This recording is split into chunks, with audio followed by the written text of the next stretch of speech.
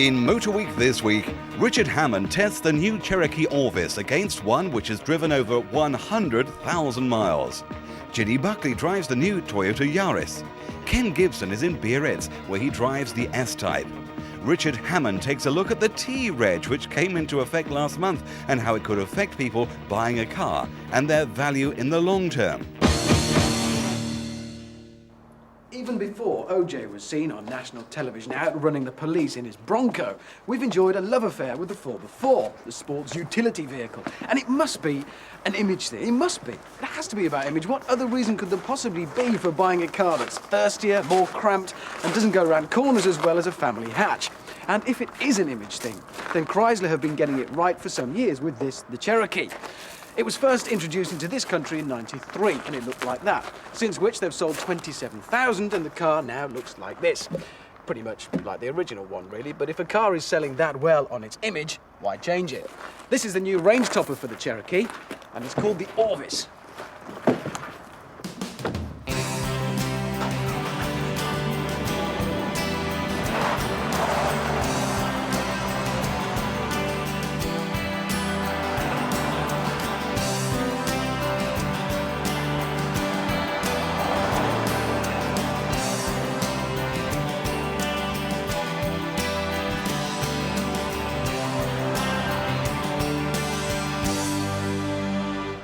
It's based on the limited SE, the top spec Cherokee, which means you already get on board pretty much everything your heart could desire. There's acres of leather and electric everything, including the seat, which is fun. It also means you have a choice of either the 2.5 litre diesel or the 4 litre petrol engines. That means there is no choice because you've got to have the 4 litre petrol. It's a straight 6 and it puts out enormous great dollops of torque. It feels like it's just clawing lumps out of the road. I keep expecting to look in the mirror and see the tarmac all ruckled up like in a cartoon. The Orvis then adds on to that quite a few cosmetic changes outside and in. And it's interesting to see some of the ways in which the car itself has evolved over the years. And here are some of those ways.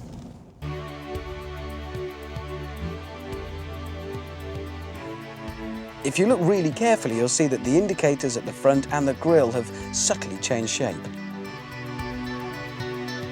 The car's been extensively rounded off, it's lost some of its squareness, and details like the sills with their ridges have changed and become a lot plainer and cleaner. The interior has been extensively changed over the years. Everything has been rounded off and become a bit softer, perhaps less American, if anything, more Japanese in flavour. They're all pretty luxurious. Leather abounds, there's plenty of walnut, though not as much now as there once was. The Orvis version adds further visual cues outside, including the rear boot spoiler, its own special alloys, and these. There's an interesting story about these. They are false. They are a mere adornment. They do nothing. And the managing director of Kreisler UK decided that he liked them and wanted to conduct some customer research of his own at the motor show last year. So he got hold of a set of these, literally stuck them to the bonnet with a bit of blue tack and asked passers-by what they thought. They agreed with him that they looked great. And so there they are. What it is to have power. But hold on, you will say. This thing has a 4 litre 6-cylinder engine. It's going to cost me all of my money to run it. And it probably will. You'll be lucky to see 18 miles to the gallon. But a large part of the real cost of running any vehicle is in the residuals. How much money do you lose when you come to sell it on? If you'd bought one of these 4 or 5 years ago and done as this one has, about 102,000 miles, it would still be worth £10,000. That is incredible value.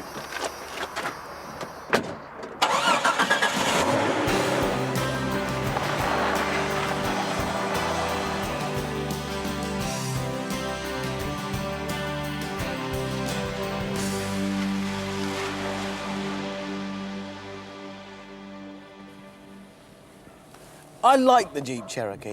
In an increasingly bland and homogenised world, it's managed to hang on to a little bit of character and personality. Sure, there are those who are going to complain that it's a bit more cramped inside than it might be and that it uses a lot of fuel and perhaps it's a bit dated to look at. But to do so is to miss the point entirely. They're probably the same people that complain that they can't get a good crease down the front of the jeans these days. To me, it's an attractive car and it's got a lot for it, particularly when you consider that, OK, it uses a lot of petrol. But if this example, 100,000 miles old, 5 years old, and still retaining 50% of its original value, is any kind of illustration of what you or I might expect if we buy a new Cherokee Orvis, then I think we can forgive it using a bit more fuel than perhaps it should.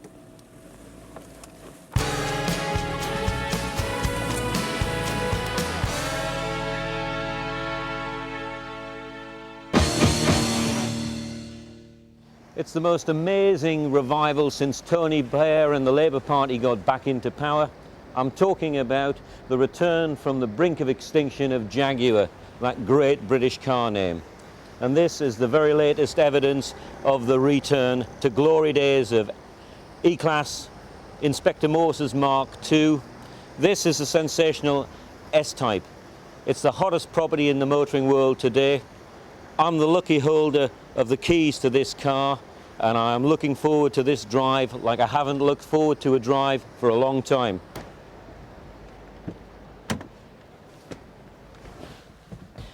This is the car that is putting the fear of the god up the German luxury car market at the moment, and you can understand why. You just got to look at it from the outside, and you get inside, it's pure class. This car, if it drives as well as it looks, is going to be a monstrous winner.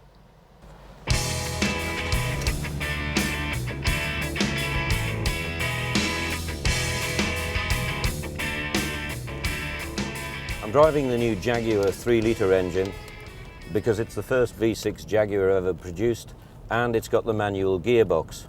Manuals were not a strong Jaguar point in the past. The other engine is the superb 4-litre V8 that's already got wide acclaim in the XK8 and the XJ. That in this car makes it a tremendously smooth motor. But I have to say that for me, the automatic is still the best Jaguar to have. The manual gearbox will appeal to the sporty drivers who like the involvement of changing gear a lot, but for me, Jaguar with this engine as well, automatic would be the one for me. Start and put the Jag through its paces, get it on some twisty, winding roads, and push it hard, and the handling does everything you'd expect. It really does hug the road well. It copes well with any type of sort of deviation in the road surface. This is a Jag that can be hustled. Pricing's also pretty competitive. You get a starting price with the 3-litre at $28,600, and you go up to a top of the range $37,600 for the 4-litre SE. The big thing about the S-Type is that it's going to lead an all-new generation of Jaguar cars, which is going to see Jaguar triple its production from 50,000 to over 300,000 in the year 2002, 2003, which is unbelievable a few years ago. And that's going to mean one thing: serious problems for the German boys. BMW, Audi, Mercedes, they're all going to lose sales to Jaguar. Dave Schupak, as project director of the S-Type, who is the new S-Type going to appeal to? We expect the new S-Type will appeal to a very wide-ranging number of customers, different customers to our current range of cars, a younger customer, very much executive families and people that today buy the 5 Series and the Mercedes E-Class, and also we hope to many more women buyers as well. So why will the new S-Type appeal to buyers of Mercedes, BMW or Audi? The whole mission for the Jaguar S-Type is really to be a very distinctive style of car, instantly recognisable, and give someone the choice of that very stylish car, and also have that Jaguar ride and handling feel to really enjoy driving the car and the performance that goes with that.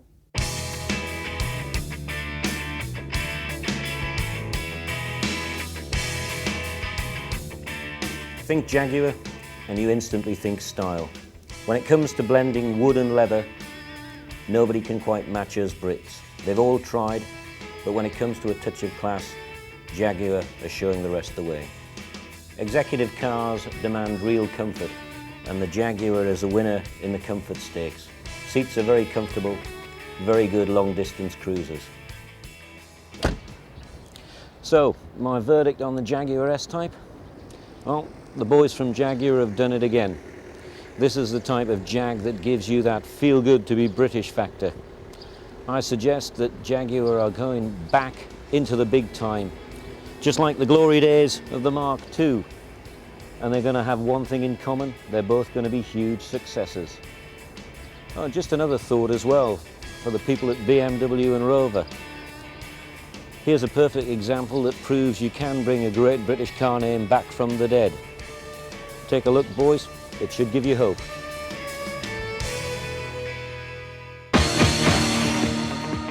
Coming up after the break, Ginny Buckley drives the Toyota Yaris, and Richard Hammond is back to tell you about the T-reg and how it could affect you if you're buying a car both now and in the future.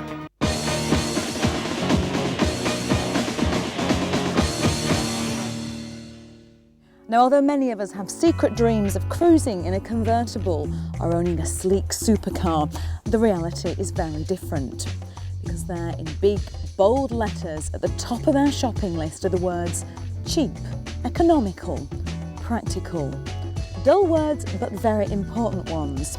And 3 words that Toyota had very much in mind when they designed their latest Super Mini, the Yaris.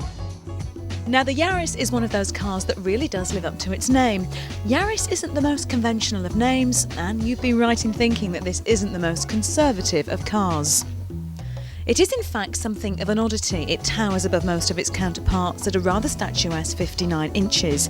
It might not be as long as its rivals, but it will still fit 4 adults comfortably inside. And now get ready for the biggest shock of all. This is a Japanese car, but it does appear to have been styled.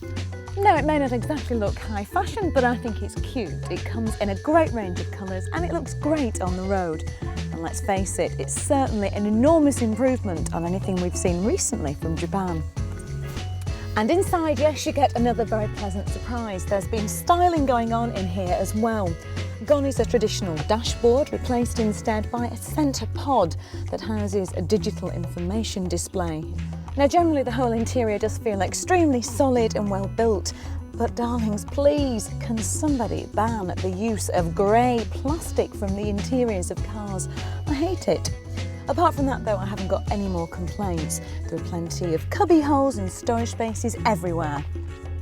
Just perfect for things like maps.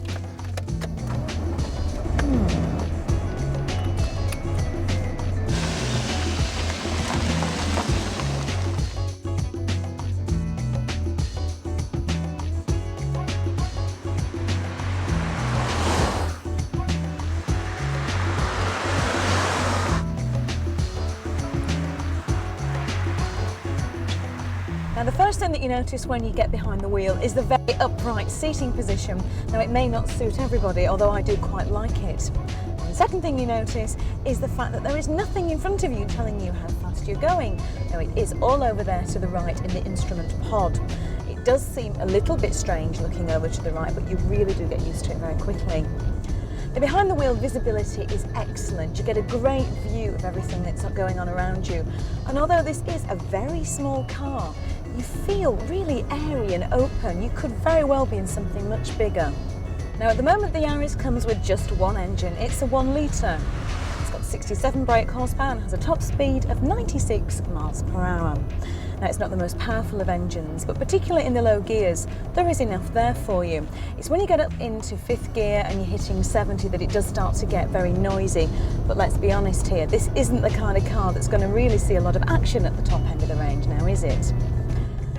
The gearbox on the Yaris is superb. It feels very sharp and the clutch is nice and smooth. And all this goes together to make the Yaris a really good car to drive around town in. This is where this car comes into its own. The steering is nice, it's got a good turning circle. There's power steering on everything but the most basic model. And because of the nice short body, it also makes it very easy to park. It really is a perfect city car. Well, prices start at £7,495 on the road for the 3-door S model, and that rises to £10,995 for the 5-door CDX, which comes with things like alloy wheels, air conditioning and a CD radio as standard. Okay, so what about economy? Well, the Yaris is actually a good all-round buy. All this 1 litre engine needs is a 10,000 mile health check. It only needs a full service every 20,000 miles or 2 years. And because of Toyota's price fixing policy, it means that should you need any parts, they're likely to be quite a bit cheaper than those of the competition. And did I mention, you should be getting up to 50 miles per gallon out of the Yaris. Not bad, eh? Hey, you can't complain about 4 doors, plenty of space, 3 years warranty and 3 years free roadside rescue in case the unthinkable happens. And because this is a Toyota, there's really not much chance of that. Now, I suppose some of us really are filthy rich and do spend our days sipping champagne whilst gazing at the exotic supercars parked on the driveway. But if for you the reality is 2 kids to get to school, shopping to be done at the supermarket, followed by a not so glamorous cup of tea, then the Toyota Yaris is the perfect car to have parked on your driveway. Motor Week news, and Land Rover enthusiasts in America will have to wait until 2002 to get their hands on a Freelander. With 1.8-litre K-Series and diesel engines, the Freelander has proven a huge success here in Europe, although in 2002, a revamp will see BMW engines join the range in time for a worldwide relaunch. Land Rover America have decided to wait, pleased with the successful launch of the all-new Discovery, which all leaves the way clear for European buyers to reap the benefit of a new KV6 version of the Freelander which joins the range shortly. Meanwhile, BMW are setting up a joint venture project which will see Land Rovers built in Russia. Parts will be shipped over from Britain to the plant in Kaliningrad for assembly. The class-leading BMW 3 Series has been joined by the new 316i and 316i SE entry-level models, priced at 18,345 and 19,645 respectively. Surprisingly, they get the same 1,895cc engine as the 318i, retuned to achieve peak power at lower revs, thus gaining a more impressive 36.2 miles per gallon. Ford has become favourite to take over the RAC's breakdown and recovery business. This follows the collapse of a buyout bid by America firm Cendant, which owns Green Flag. The Monopolies Commission vetoed Cendant's £450 million offer, leaving the way open for Ford. Fresh from the purchase of Volvo, Ford is said to have £6 billion to spend on an expansion plan. The Audi TT has scooped yet another award, being named the best new car in Europe at the annual Auto One Awards in Geneva, beating Ford's Focus, Alfa Romeo 166 and the S-Class from Mercedes. The award saw each car tested by racing drivers including Formula One's Heinz-Harald Frentzen, Olivier Panis and Mika Salo, as well as engineers and journalists. Clearly, the emphasis is weighed towards performance models, although a poll of readers among European motoring magazines chose the cars in the shortlist. Volvo's Whiplash Protection System, or WHIPS, won the Innovation Prize for technical originality. Jeep UK has bucked the trend of raising car prices when a new model has been launched, because they've announced that the all-new Grand Cherokee launched next month will cost no more than the outgoing model. It's been a long, hard winter for the UK's car dealers. Sales have been depressed, and that's partly because of this. No, not this, the weather, this, the number plate. Buyers are thought to be confused about the new system of registration plates, which is introduced in early spring. But this could mark the end of the motor industry's problems with the traditional boom and bust, with the annual rush for customers to be first on the road with their car with a new number plate. But will it?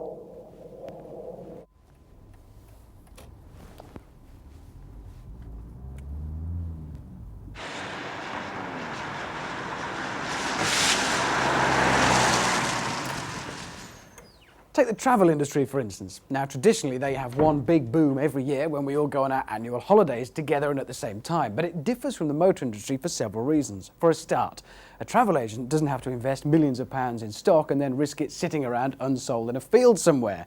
And this is a genuine market-led boom. It's a market-driven and market-created thing. It's not artificially created as it is with the motor industry. Ooh, Caribbean.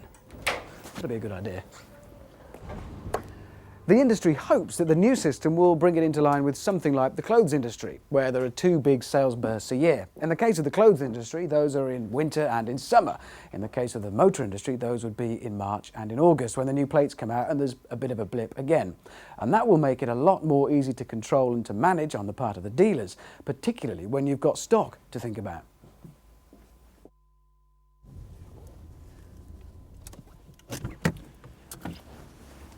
This, of course, is where it all becomes very serious, on the forecourts, where dealers have to invest millions of pounds in their stock and plan in such a difficult market. They hope that the new system will simplify it. It is a gamble, though, for the dealers, because far from spreading the sales out throughout the year, it could eventually reduce them. People who've previously replaced their car every year just to get the number plate that so readily identifies it as brand new have no incentive to do so. They might buy every 2 or 3 years, which means less sales. And it could be that the market has already realised this. Sales of S-Reg in January have been down enormously, and that might be because people are shying away from S-Reg because they fear the damage that the new system will do to the residuals of their car. So, what are the new number plates actually going to look like? Well, probably a bit like this. Well, a bit. There'll certainly be a group of letters, a group of digits, and another group of letters. Interestingly, there are tests already underway to see which is the most memorable, and the police are quite interested in this. Whether it's better to have the 2 letters at the beginning and the 3 at the end, or the other way around, 3 at the beginning and 2 at the end. Whichever way it's done, there's no doubt that the new plates are not going to make it as easy to tell straight away the age of a car. And that means, of course, for those people who, God forbid, have to replace the Merc every year, you don't want to be out of date, well, there'll be no point. And of course, there'll be no point in putting a private plate on it either. The old system of prefixes and suffixes was introduced originally to give a boost to what was then actually quite a small industry. It was hoped that it would add to the natural sales blip in January in the new year, with another sales blip in August when people wanted to buy their car with the new plate, thus spreading sales out over the year. The police quite liked the system as well because it made number plates on cars easily identifiable and easy to remember. The problem was the whole thing's grown out of all proportion. The industry is now faced with an enormous sales blip in August. Dealers are forced not only to stockpile and prepare all of their stock ready for about 25% of their sales in just 1 month, but also at the same time, all the cars they sold the previous year are coming back for their annual service.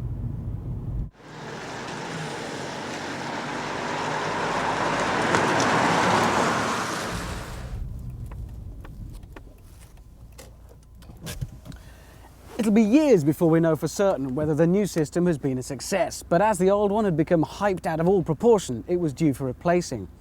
In the short term, there might be a bit of discomfort for the dealers, but in the longer term, for us, the car buying public, I'm sure it will be a positive move. People will buy cars when they want them, and the price of cars second-hand will be a factor of the age, condition and mileage of the car.